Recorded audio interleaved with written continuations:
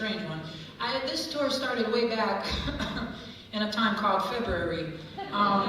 It started in the US and Canada, and I was touring, and I reached this place in Arizona called Tucson. And I had some time to myself, and I walked around town, and this town is stuck way in the past, and it's in the desert, and it's beautiful.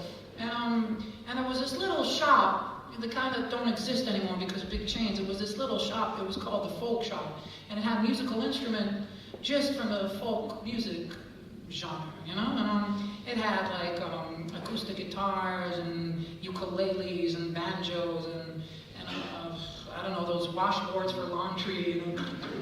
I don't know. So I didn't really have anything to do, and it was run by this beautiful old couple that had been running it since the 60s, and I was on my way out, you know, and suddenly I froze because the clouds parted and a ray of light, you know, hit this place on the shelf, and little cupids had this velvet red cloth, and it was flying in the wind, and they were like, whoa, and they showed me this thing.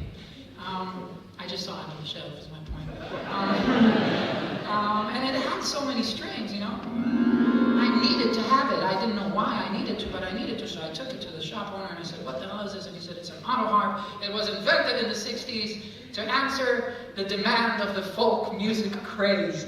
I said, what the hell is a folk music craze? He said, well, little kids, you know, 12-year-old, 13-year-old kids, they were listening to Dylan and John Baez and, you know, some of the less fortunate ones. Maybe they would listen to Donovan. Sorry. But, anyway. So, and they couldn't wait. They didn't have the pay. They loved it so much they couldn't wait to learn guitar and, you know, sing Don't Think Twice, it's alright, you know, and they just needed some sort of answer. And this guy invented this, and all you have to do is press, there's buttons, you know, that have chords on them, so you want a C major, you know. Ain't no use to sit around. You can play it very easily. And you can do like an A minor. It's very dramatic, isn't it?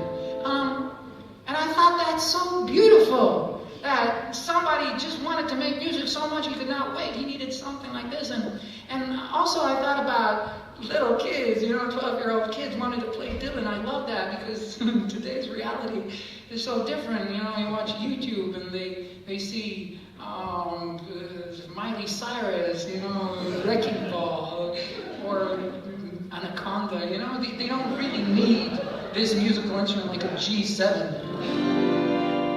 You don't need this to play Wrecking Ball, I guess. I don't know. Just, all you have to do is get breast implants, you know?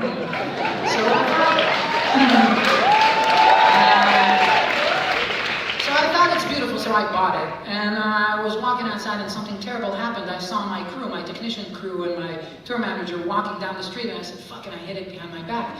And the reason is because I keep on buying shit that I don't need.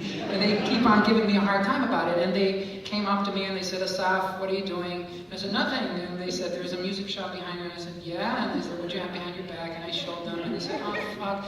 Why do you keep on buying shit that you don't need? And I said, fuck, you mind your own business. And, you know, I'll do what I want, you know. And they said, well, we're the ones who have to carry this heavy shit piece of wood for like the next year. We take it on the planes, we take it on the trains, the buses, you know, the venues, the hotels. We have to take care of this now. And I said, well, it's a serious musical instrument and I will seriously use it, so shut up. And so they did, but honestly, I've never used it. They just carried it everywhere, and it was horrible, and I felt bad. So the only reason that you are now going to suffer a whole song with this musical instrument is because I have to justify them carrying it for the last year, and I have to